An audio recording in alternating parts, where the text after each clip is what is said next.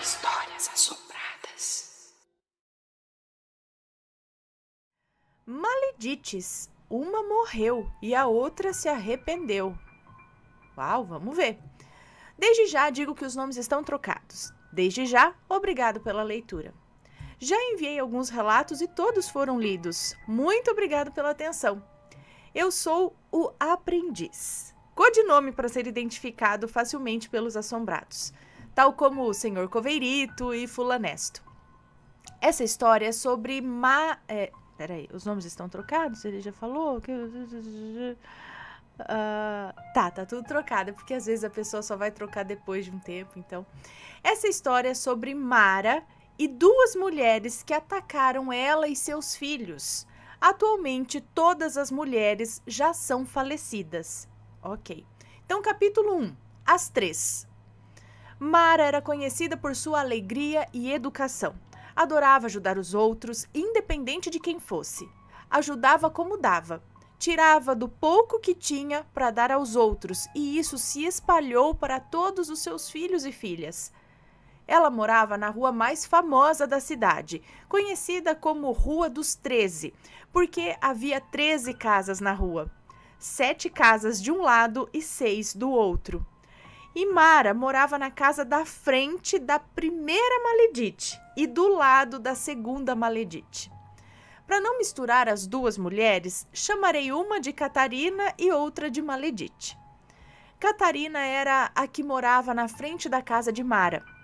Era uma senhora alta, de cabelos vermelhos e extravagantes, que adorava crianças. Dava balas, bolo, biscoito, dinheiro, enfim. Era uma senhora que quem via de longe pensava que era uma santa. Mas se ela se desentendia com alguém, pode apostar que ela faria a vida da pessoa um inferno. Se dizia uma seguidora fiel de Deus e uma católica fervorosa. Maledite morava do lado da casa de Mara. Havia se mudado recentemente para lá. Não conhecia muita gente. Era casada e tinha 2 filhos, um menino de 10 anos e uma recém-nascida. E essa recém-nascida vai ser uma chave importante nessa história. Capítulo 2. O começo da rivalidade. Mara e Catarina não eram amigas antes, mas sempre que dava, Mara pedia para um de seus filhos dormirem com Catarina, pois a senhora morava sozinha e às vezes tinha ataques de epilepsia. A filha de Catarina, Carmen, que pedia para Mara cuidar da mãe dela, já que elas sim eram grandes amigas. E foi assim aquela noite. 2 filhos de Mara foram dormir na casa de Catarina. Eu, o narrador dessa história, era uma dessas crianças. E apesar de ser muita loucura deixar 2 crianças cuidando de uma senhora, nada nunca aconteceu e também era só atravessar a rua se caso acontecesse. As 2 crianças se divertiram muito com aquela senhora. Viram a missa, assistiram desenhos, comeram bastante e brincaram com a cachorrinha da senhora. Mas tudo isso mudaria uma semana depois, quando Catarina acusou as crianças de roubarem dinheiro. Catarina foi à casa de Mara, bateu a porta e disse: "Seus filhos me roubaram." "O que a senhora está falando?" perguntou Mara sem entender. "Do que a senhora está falando?" né? E ela disse: "Você mandou, não foi, sua vagabunda? Você mandou os seus 2 miseráveis roubar o meu dinheiro." E Mara apenas respondeu: "Olha, é melhor a senhora ir para sua casa." E a Catarina continuou: "Você, ladrona, ladrona, você roubou, você e seus filhos." Catarina passaria a chamar Mara de ladrona pelo resto da vida. E sim, ela chamava de ladrona mesmo, não de ladra, tá? E não deixaria a mulher em paz. Bom, Catarina passou a rogar pragas e maldições contra Mara e ficava todo dia na janela de sua casa resmungando. Capítulo 3. A união das Maledites. Maledite havia se mudado para casa recentemente e precisava de um emprego. Carmen, filha de Catarina, soube da procura da moça por trabalho e sugeriu a ela trabalhar de cuidadora e doméstica, ajudando Catarina nos deveres de casa, nos remédios, lavando roupas e coisas do tipo. A mulher aceitou e foi ali que o pacto das duas maledites se formou. Carmen foi à casa de Mara pedir desculpas pelo que sua mãe havia dito. Disse que achou o dinheiro da mãe, R$ 250, embaixo da poltrona da senhora. Ela disse que procurou pela casa toda porque sabia que a mãe era um pouco maluca e vivia tendo crises de alucinações. Carmen disse que já havia sido acusada por ela também. Mara, então, aceitou as desculpas, mas disse que se afastaria de Catarina e não deixaria os seus filhos perto da casa daquela mulher. Com o passar dos dias, as duas maledites foram se juntando contra Mara e viviam falando mal da mulher. Falavam dos filhos, da casa simples. Um dos filhos de Mara estava passando na frente da casa de Catarina com sua bicicleta. As crianças da rua tentavam passar por cima do meio-fio da calçada e era a vez dele. E a mulher estava na porta conversando quando, de repente, Catarina deu um tapa na cara do rapaz e sua unha fez um corte no pescoço dele. Por sorte, ele não caiu da bicicleta e foi correndo falar com sua mãe. Mara disse: "Agora você foi longe demais. Da próxima vez que atacar um dos meus filhos, vai ser comigo." Ela gritou isso para todo mundo da rua ouvir e deixou as duas maledites sem graça. Catarina entrou para casa e foi para sua janela, que era gradeada, e começou a xingar a Mara, que nem cachorro, né, quando fica valente atrás da grade. "Ladrona! Vagabunda! Ladrona! Sua ladrona prostituta!" Enfim, imagine tudo de ruim que uma pessoa pode falar para outra e multiplique por 10. Ela falava tudo isso. Capítulo 4. O sobrenatural. Diziam que Maledite era uma bruxa e fazia coisas terríveis. E fez uma dessas coisas para Mara. A vida dos filhos de Mara começou a dar errado. Justamente dos 2 filhos que dormiram na casa de Catarina. O menino que ela havia batido caiu de uma janela do 2º andar, mas não teve muitas lesões. Ele relatou que sentiu alguma coisa segurando as suas pernas e o jogando lá de cima. Ele só teve um pequeno ferimento na testa. E depois disso, ele sofreu mais 2 acidentes semelhantes e todos atingiram a sua testa. A menina, no entanto, não teve a sorte do irmão, que teve pequenas fraturas. Ela estava indo pegar manga em uma fazenda próxima à cidade. Estava indo de bicicleta junto com um amigo. Quando ela tentou atravessar a rodovia, uma moto a pegou em cheio, jogando seu corpinho de 10 anos longe. O guidão da bicicleta entrou dentro da barriga dela, causando uma hemorragia e perfurando alguns órgãos. Rita passou 3 meses em coma e, depois de muitos tratamentos, se recuperou. Hoje ela tem uma grande cicatriz na barriga de sua cirurgia e uma pequena onde o ferro da bike perfurou. Ela quebrou um braço e tem uma perna manca, o que significa que ela anda puxando a perna direita. Rita, a garota, disse que viu uma figura escura antes de ser atingida pela moto. E em coma, disse que ouviu vozes dizendo que ela não sobreviveria. Foram tempos sombrios para Mara e seus filhos. Mara também sofreu um acidente, mas nada muito grave.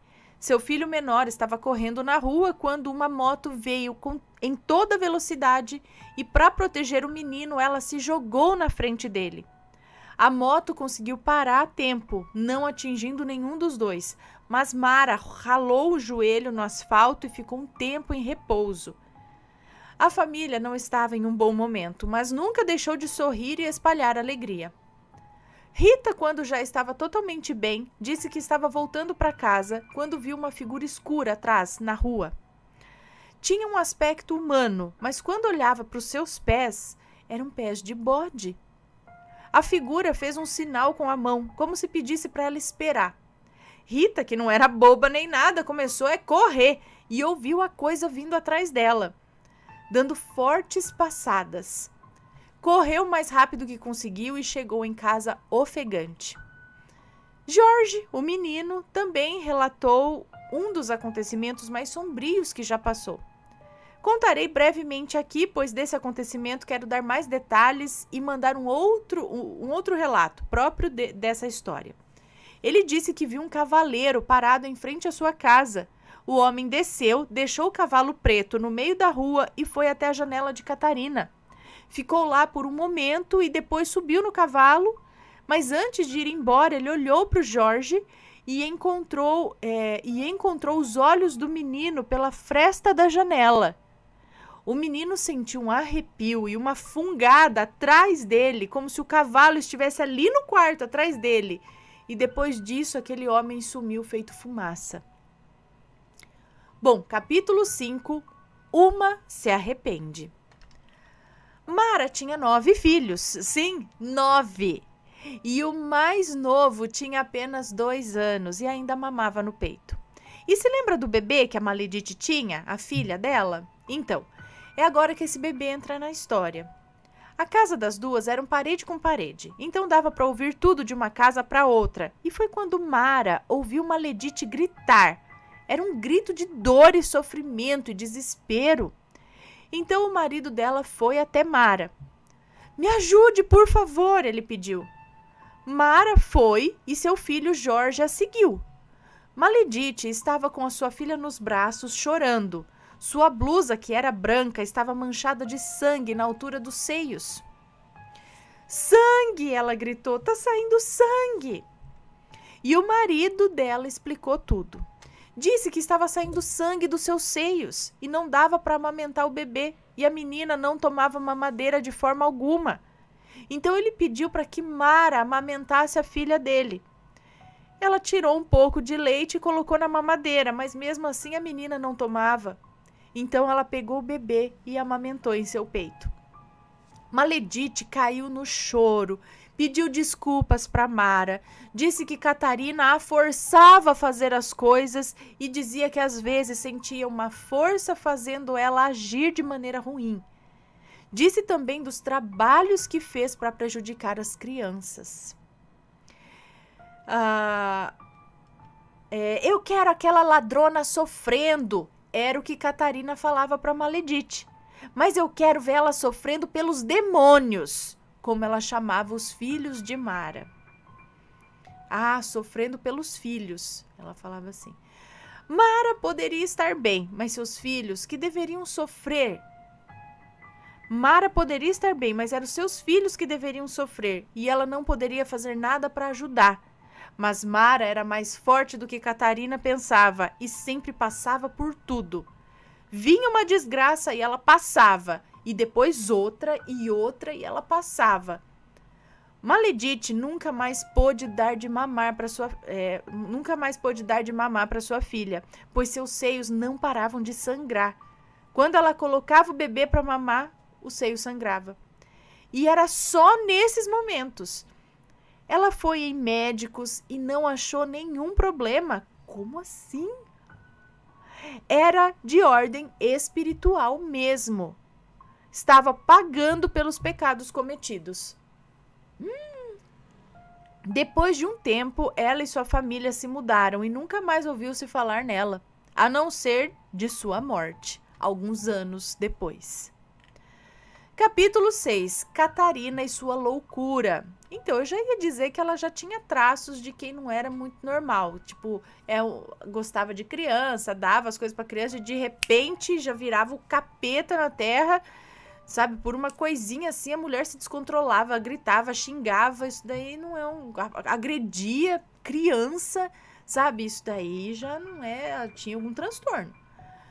Continuando. Catarina fazia mal aos animais de Mara. Matou 2 gatos dela. Sim, ela matou os animais e jogou os corpos na frente da casa da rival.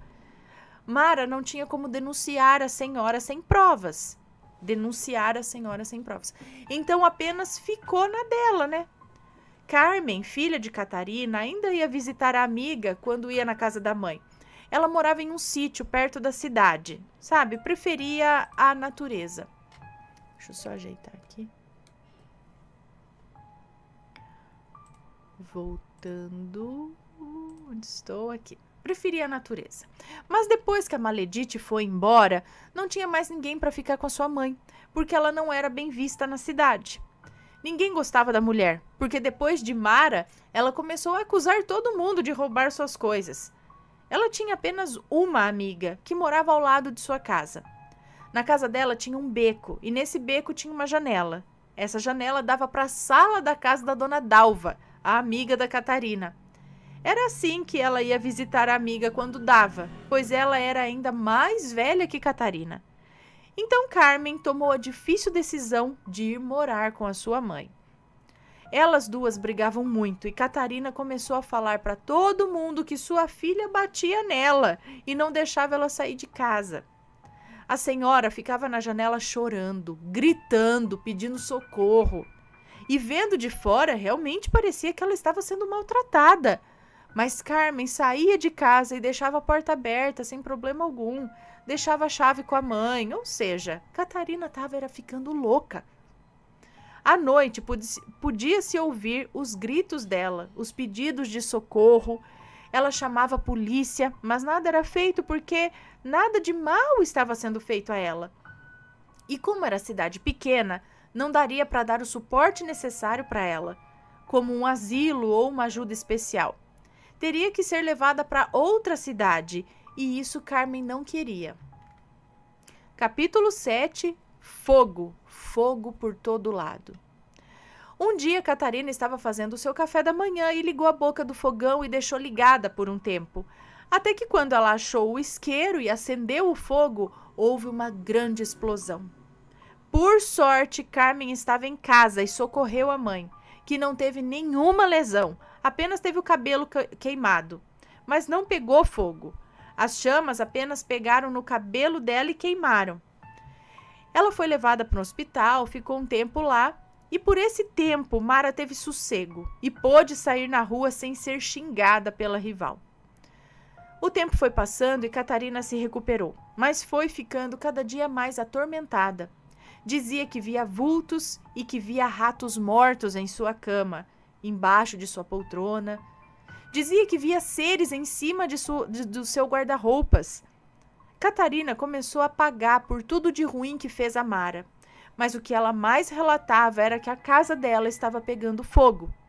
Ela vivia saindo na rua e gritava: "Fogo! Fogo por todo lado! Fogo!" Mara e seus filhos iam para fora para ver, mas nada estava acontecendo. E ela saía quase todo dia dizendo isso. Às vezes até falava que ela mesma estava em chamas. Depois de ter brigado com a mãe, Carmen foi embora de vez. Disse que a mãe não merecia sua ajuda, nem o seu amor. Não merecia nada de bom. Ela passou a última noite antes de voltar para a fazenda na casa de Mara e relatou tudo que a mãe falava e fazia. Ela que disse que Catarina havia matado os gatos de Mara. Disse que a mãe falava sozinha e na hora da missa ficava em frente à TV falando com o padre, como se estivesse tendo uma conversa com ele. Capítulo 8. A ajuda chegou tarde. Catarina se isolou do resto do mundo. Não ficava mais sentada na cadeira à frente de sua casa ou na janela. Era vista raramente. Sua amiga, que relatei antes que a ajudava, havia falecido e ela não tinha mais ninguém. Estava sozinha no mundo. Até que um dia a janela de sua casa estava aberta e uma moça passou pela calçada e viu Catarina no chão. Ela chamou Jorge, o filho de Mara, para ver também. Ele foi e viu. A mulher estava de uma forma estranha no chão. Suas pernas estavam retorcidas e seus braços também. Ela estava toda arranhada e saía sangue de sua cabeça. No começo, a moça e Jorge pensaram que ela só tinha tido mais um ataque de epilepsia, que ela tinha bastante, né? E era sempre encontrada desmaiada na sala de casa. Jorge chamou sua mãe e ela ligou para Carmen. Mais tarde, descobriram que quem causou aqueles arranhões foi ela própria. E a casa dela estava toda revirada, como se ela tivesse tido uma luta corporal com alguém. mas fizeram a perícia e no fim disseram que ninguém invadiu a casa dela e ela morreu sozinha. Catarina nunca pediu desculpas para Mara, nunca a tratou bem depois do dia que a acusou de roubo. No fim de tudo, quase ninguém foi ao velório dela. Sua casa ficou para Carmen, que reformou e se mudou para lá. E ela relata que às vezes houve coisas se quebrando na casa, mas quando vai averiguar, nada mudou. Ela diz que a impressão da mãe ficou na casa. Tudo que ela fez antes de morrer fica se repetindo, sempre no mesmo horário. Epílogo. Olha que chique. Epílogo. Mara foi a última das 3 a falecer, mas só muitos anos depois. A história dessas 3 mulheres agora vive na memória daqueles que presenciaram tudo e enquanto eu, Jorge, viver, não deixarei o legado da minha mãe ser esquecido. Muito bem. Que fique eternizado nas histórias. Mas então, acredito eu, que essa Catarina, ela sempre teve e foi agravando algum transtorno psiquiátrico, não vou saber dizer qual, mas tinha. E, juntando isso, às vezes ela também, não sei se era só transtorno psiquiátrico, a pessoa era ruim mesmo também, né? Juntando toda essa carga, esse karma que ela pegou pra si, né? Falando tanta coisa ruim, jogando tanta coisa ruim pros outros, acabou voltando pra ela, né? E aí talvez tudo isso tenha implicado em todo esse vucu-vucu aí que aconteceu, né? Triste, triste. Está gostando dos relatos no Reverso Assombrado? Então não se esqueça de deixar o seu like. E é claro, se ainda não for inscrito, se inscreva.